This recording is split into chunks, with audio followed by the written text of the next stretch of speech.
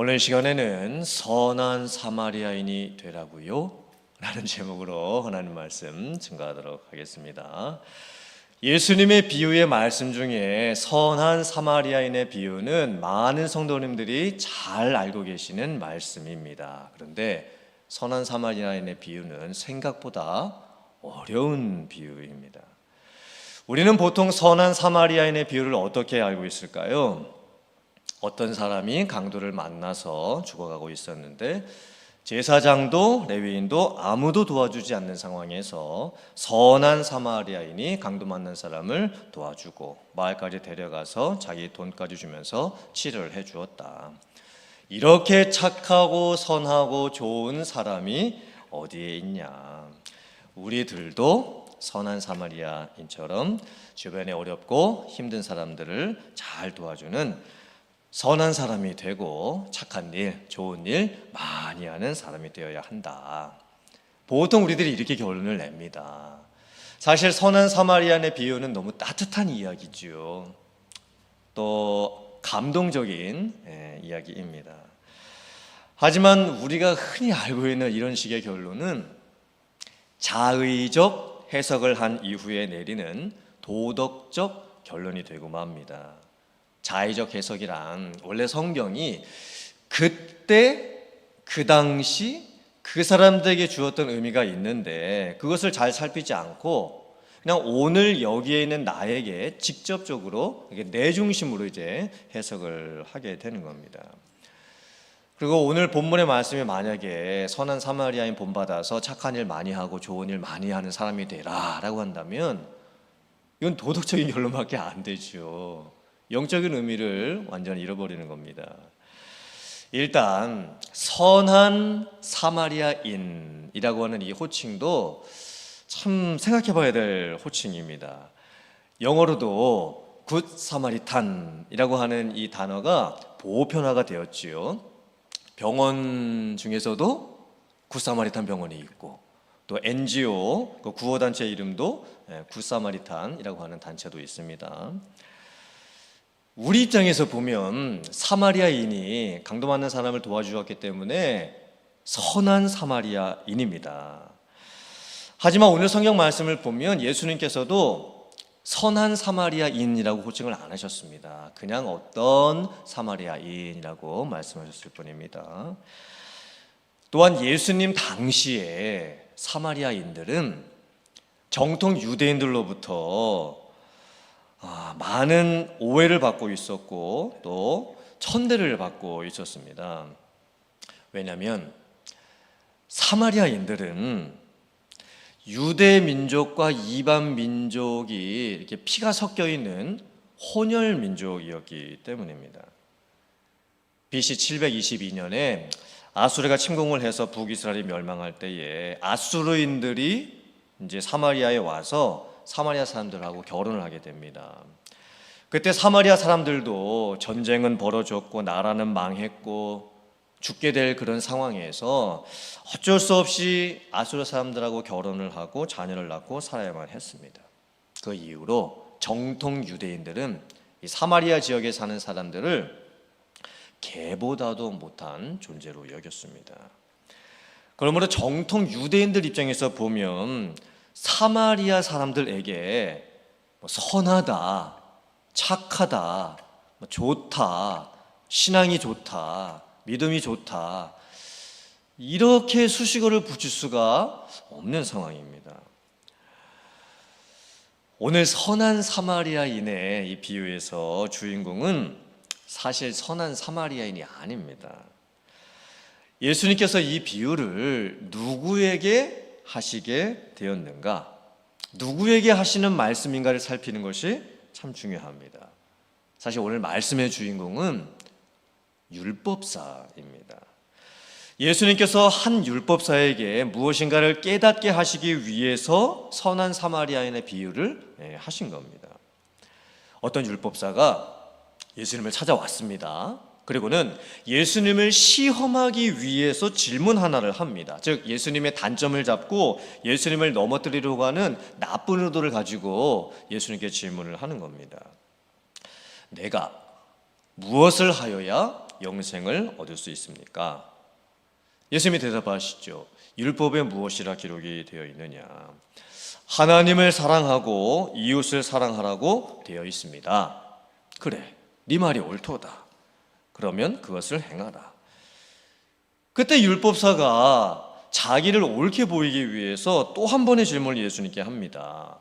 그렇다면 내 이웃은 누구입니까? 자, 잘 보세요. 지금 율법사가 이 질문을 하는 의도가 뭘까요? 제가 하나님을 사랑하고 이웃을 사랑하고 싶습니다. 그런데 제 이웃이 누구입니까? 제가 이웃이 누구인지를 알아야 이웃을 사랑할 것 아니겠습니까? 제 이웃은 누구입니까? 이렇게 지금 물어보는 겁니다. 한번 생각해 보세요. 이웃이 누구인지 모르는 사람이 있을까요? 여러분들은 여러분의 이웃이 누구이신지 모르십니까?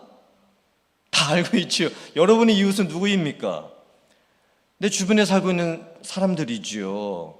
나랑 가까이 이제 살고 있는 사람들이 내 이웃입니다. 그렇다면 율법사가 내 이웃이 도대체 누구입니까? 이렇게 질문하는 의도가 뭘까요? 이 율법사는요, 자기가 이미 자기의 이웃의 한계를 정해 놓았습니다. 그러면서 내가 누구까지 사랑해야 하는 것입니까? 내가 누구까지를 내 이웃이라고 생각하고 내가 어느 사람들까지 사랑해야 되는 것입니까? 지금 이런 의도로 묻고 있는 겁니다.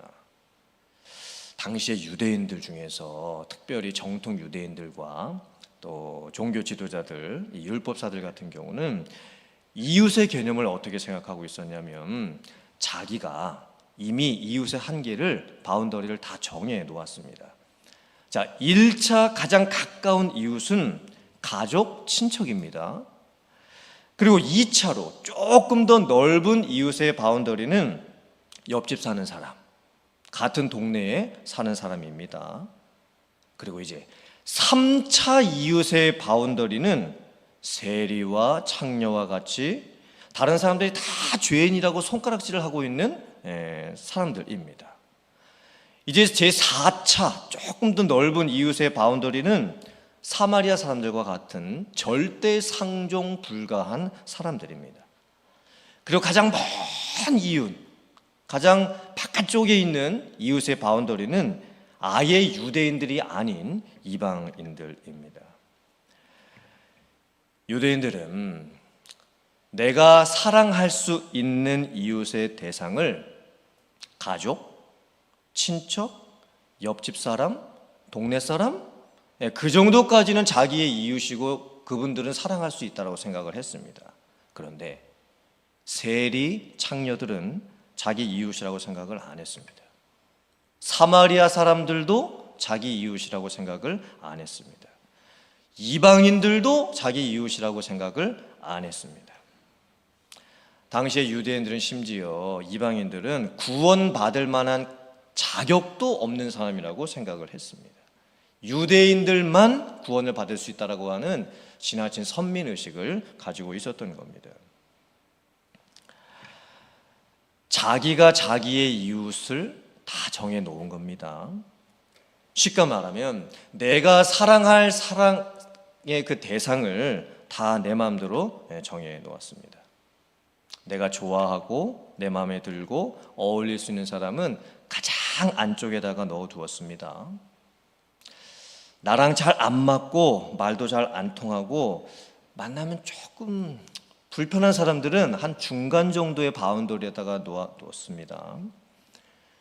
내가 싫어하고 만나기 싫고 어울리기 싫은 사람은 가장 바깥쪽에 바운더리 안에다가 넣어 두었습니다. 이런 상태에서 지금 율법사가 예수님께 질문을 던지는 겁니다. 내 이웃이 누구입니까? 내가 누구까지 사랑해야 되는 것입니까? 만약에 예수님께서 이 질문에 대해서 답을 하시면서 세리와 창녀까지 사랑해야 한다라고 대답을 해주시면 율법사는 예수님의 대답을 약점을 삼아가지고 세리와 창녀, 우리가 다 죄인이라고 하는 그 사람들을 사랑하라고 하는 예수님이라고 아마 힐난을 할 겁니다. 만약에 예수님께서 이방인들까지도 너희들이 사랑해야 한다라고 대답하시게 되면 하나님의 선민사상을 부정한다라고 아마 예수님을 모함하게 될 것입니다. 이 상황에서 지금 예수님께서 이 나쁜 의도를 가지고 예수님을 찾아와서 시험하려고 하는 목적으로 질문을 한 이 율법사에게 이 사마리아인의 비유를 이제 하신 겁니다. 사마리아인의 이 비유는 여러분이 다 알고 계실 것이라고 생각을 하고 그 내용은 제가 다 넘어가겠습니다. 자, 이 비유의 결론이 무엇일까요? 예수님께서 율법사에게 질문을 하십니다. 네 생각에는 누가 강도 만난 자의 이웃이 되겠느냐? 잘 보세요. 율법사가 처음 예수님께 뭐라고 질문을 했죠? 내 이웃이 누구입니까? 근데 이 질문에 대한 예수님의 대답이 뭡니까? 선한 사마리아인의 비유 다 말씀하시고 나서 누가 강도 만난 자의 이웃이 되겠느냐? 이렇게 대답을 하신 거예요. 예수님께서 지금 질문에 대한 답을 역질문으로 지금 하고 계시는 겁니다. 율법사의 질문이 뭐였습니까? 내 이웃은 누구입니까? 내가 어느 이웃까지 사랑해야 되는 것입니까? 이 질문에는요, 율법사의 이웃사랑은요, 철저히 자기중심적입니다.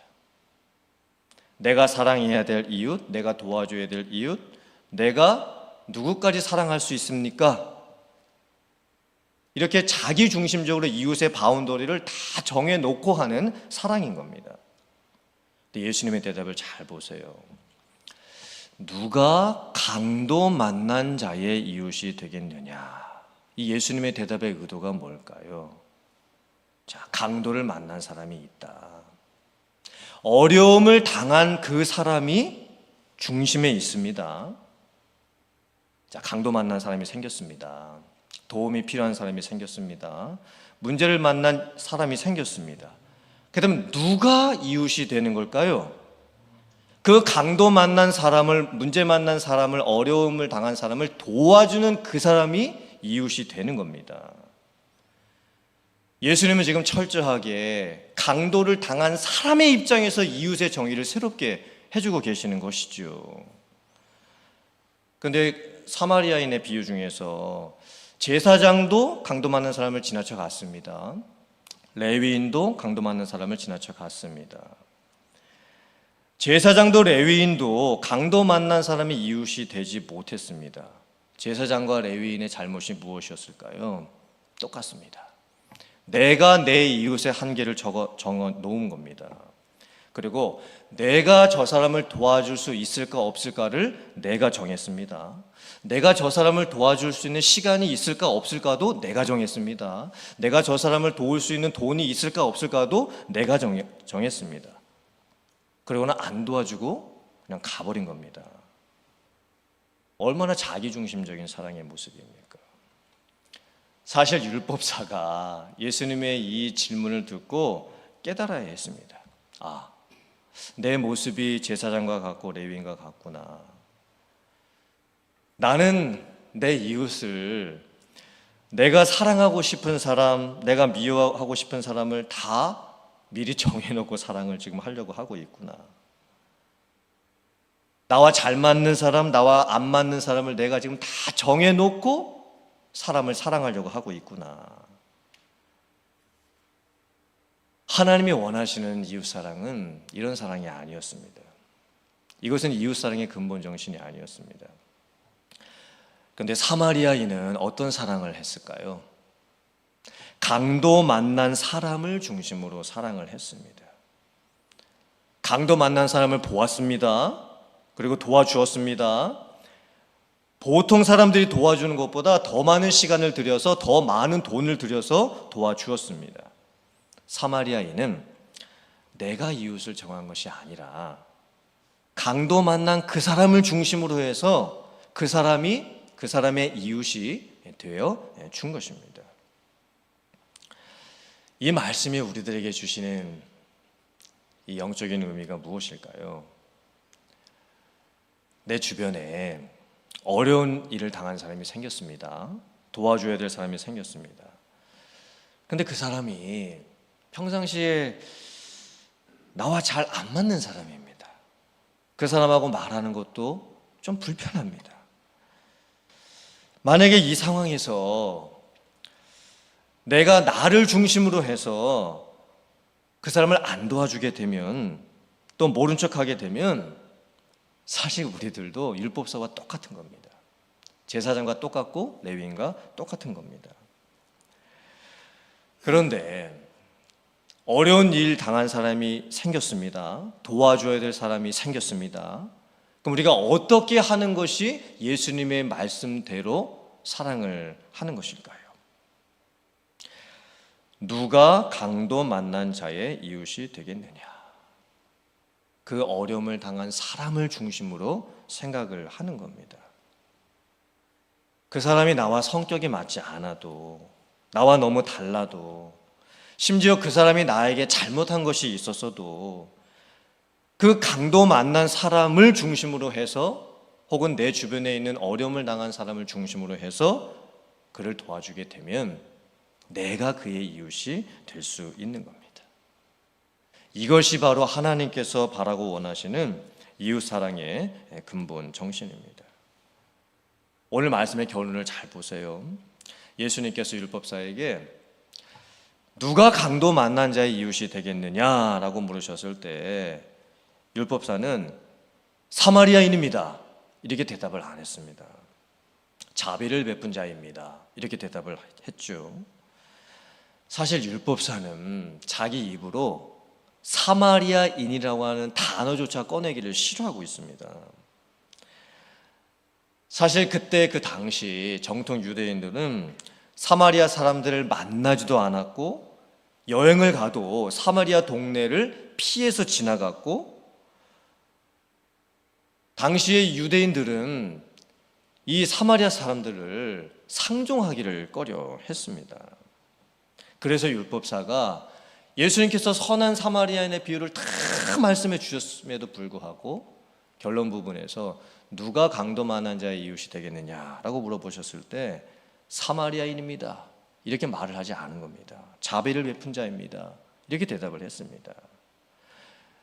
이 율법사의 이 대답을 보면 이 율법사는 여전히 내 이웃이 누구입니까? 라고 하는 자기중심적인, 자기가 정해놓은 자기의 이웃사랑 개념에서 벗어나지를 못하고 있는 겁니다. 그러므로 오늘 이 선한 사마리아인의 비유는 우리가 선한 사마리아인처럼 돼서 착한 일 많이 하고 좋은 일 많이 하는 그런 사람이 되라는 그런 일차적인 도덕적 결론이 아닌 겁니다. 오늘 말씀의 의미가 무엇일까요? 우리는 이 말씀을 통해서 무엇을 깨닫고 어떻게 살아야 하는 것일까요? 우리는 율법사처럼 사랑하면 안 됩니다. 내가 좋아하는 사람, 내가 별로 마음에 안 드는 사람, 내가 가까이 하고 싶은 사람, 내가 피하고 싶은 사람, 내가 같이 만나고 싶은 사람, 내가 만나기 싫은 사람, 다 나 중심으로 모든 이웃의 범위도 정해놓고 사랑 방법까지도 다 정해놓고 자기 중심적으로 사랑을 하면 안 되는 겁니다. 하나님께서 우리에게 원하시는 사랑은 어떤 사랑일까요? 강도 만난 그 사람을 중심으로 해서 내가 이웃이 되어줄 수 있는 사랑입니다. 심지어 내 주변에 어려운 일을 당한 사람이 나와 잘 안 맞는 사람이라고 해도 솔직히 내가 그분을 좀 도와주고 싶은 마음이 별로 들지 않는다고 해도 그 사람이 지금 강도를 당해 있기 때문에, 내가 그분의 어려움을 보았기 때문에 우리는 그 사람을 무조건적으로 사랑할 수 있어야 됩니다. 그것이 하나님께서 우리에게 바라고 원하시는 이웃의 사랑입니다. 이런 진짜 사랑을 할 수 있는 여러분들 되시기를 주님의 이름으로 축원합니다. 더 이상 나 중심의 사랑에서, 심지어 내가 사랑할 대상도 내가 다 정해놓고 하는 그런 나 중심적인 사랑에서 벗어날 수 있는 우리들이 될 줄 믿습니다.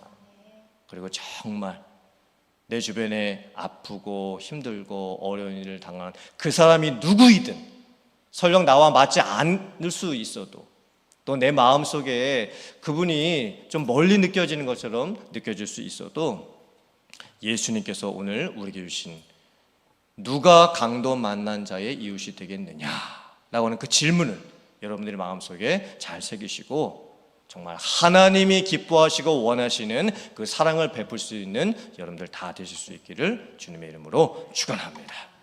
아멘.